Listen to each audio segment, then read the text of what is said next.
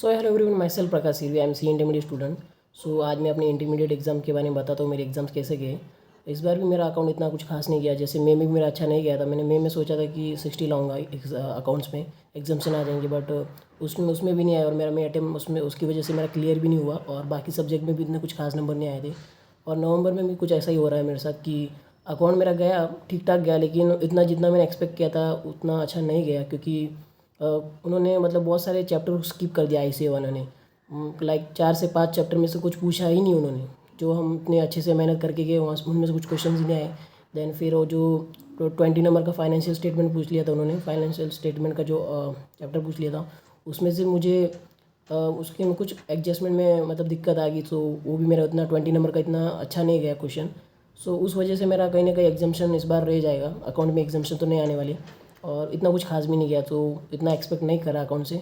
Law की बात करें तो लॉ का मैंने जो पेपर लिखा है एक्चुअल में, बट मुझे उसको समझ नहीं आ रहा कि मैं इसको डिस्क्राइब कैसे करूँ। मेरा अच्छा गया या फिर उतना अच्छा नहीं गया, क्योंकि मैंने जो आंसर लिखे मेरे अकॉर्डिंग मुझे सही लग रहे, और बट मुझे उतना सेटिस्फेक्शन भी नहीं मिला कि हाँ मैंने सही लिखे नहीं, क्योंकि क्वेश्चन ही ऐसे थे घुमा फिरा के, तो उतना समझ में नहीं आ रहा। मैंने लिखा तो है, बट सही लिखा या नहीं लिखा उसमें मुझे पूरा शॉर्ट ही नहीं है। कुछ कुछ क्वेश्चन में, कुछ में नहीं है। एंड देन फिर लॉ में अगर MCQ की बात करें तो MCQ में एक्चुअली मैं अटेम्प्ट में बहुत अच्छे गए थे। 30 में से 28 मेरे सही थे, बट इस बार इतना कोई चांस नहीं है, शायद से 18 या 20 सही रहेंगे। तो उस वजह से मुझे लगता है कि लॉ में भी एग्जाम्शन के कोई चांस नहीं है। पिछली बार मैं उल्टा सोच रहा था कि मुझे एग्जाम्शन मिल जाएंगे, क्योंकि मेरे MCQ बहुत अच्छे किए थे, और मुझे लगता है सबके अच्छे किए थे इतने। सो मैंने एक्सपेक्ट किया था कि हाँ भी मुझे मिल जाएंगे, बट एक्चुअली में मुझे लॉ में मे अटेम्प्ट में मुझे मिले थे कुछ समथिंग 56 मिले थे मुझे लॉ में। 4 नंबर से रह गया, ना तो मेरा एग्जाम्शन निकल जाता उस टाइम लॉ में।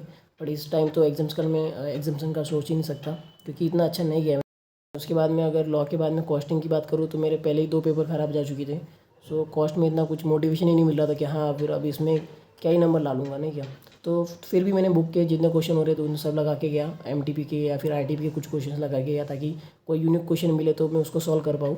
सो फिर मैं जब कॉस्ट का एग्ज़ाम देने गया तो कॉस्ट में मुझे क्वेश्चंस तो ज़्यादातर हो गए, क्योंकि मैंने 80 नंबर का अटैम्प्ट किया था। सो कॉस्टिंग में मेरा अच्छा गया, बट मुझे वो नहीं पता उनके आंसर सही है या नहीं है। मतलब अच्छा गया उसमें, मैं एक्सपेक्ट कर सकता हूँ कि भी हाँ एग्जाम्शन आ जाए, बट कुछ कह नहीं सकते, क्योंकि ICI क्या पता कहाँ नंबर काट ले अपने। सो कॉस्टिंग में उम्मीद तो है, बट हाँ पता नहीं, अगर एग्जाम्शन नहीं आए तो भी एटलीस्ट 50 तक आ जाएंगे, मुझे इतना लग रहा है। देन लास्ट में सबका फेवरेट टैक्स की बात करें तो क्या ही बताऊँ टैक्स के बारे में। टैक्स में उन्होंने इस बार पूछे बहुत easy question, easy in the sense कि अपने को पढ़ के ऐसे लग रहे थे कि हाँ भी बहुत इजी है, बट अंदर जब घुस के देखा तो ट्रिकी पॉइंट्स थे, जो मतलब आधे क्वेश्चन सॉल्व किया और आधे पीछे बन ही नहीं रहे अपने से। तो टैक्स का भाई क्या ही पता इस बार क्या होने वाला, मुझे नहीं पता। पिछली बार भी मेरा टैक्स में नहीं निकला था, एंड देन इस बार भी मुझे नहीं पता टैक्स में क्या होने वाला है। और MCQ की बात करूँ तो MCQ GST के जो पीछे वाले जो GST के 12 नंबर के MCQ थे उसमें से 10 नंबर तक मेरे पूरे सही है, बट जो DT के MCQ थे वो मुझे इतने नहीं पता कि कितने सही होने वाले हैं। सो मैं MCQ में एक्सपेक्ट कर सकता हूँ कि ज़्यादा से ज़्यादा 15 या 16 नंबर की मुझे MCQ अगर मिल सकते तो मिल सकते, उससे ज़्यादा मुझे नहीं लगता मिलेंगे। और DT में मैंने TDS बहुत अच्छे से किया था भाई, बहुत अच्छे से।